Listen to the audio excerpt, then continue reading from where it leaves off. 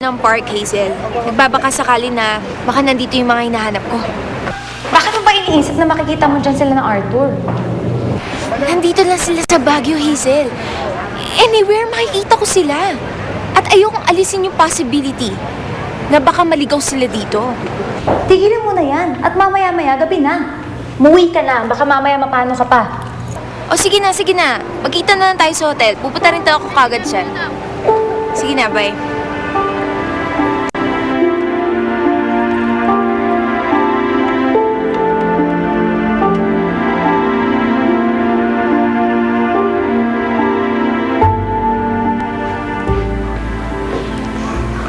Alis ka na ba, Iho?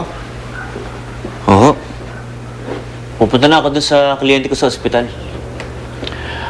Bago ka nga pala umalis, nag-overseas yung sister mo sa Australia kanina.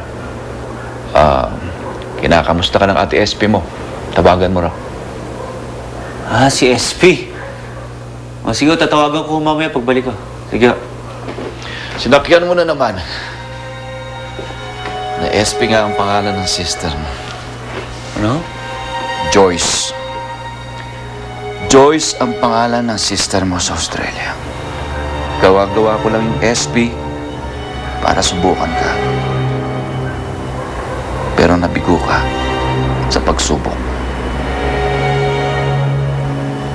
Sino ka ba talaga? Ha?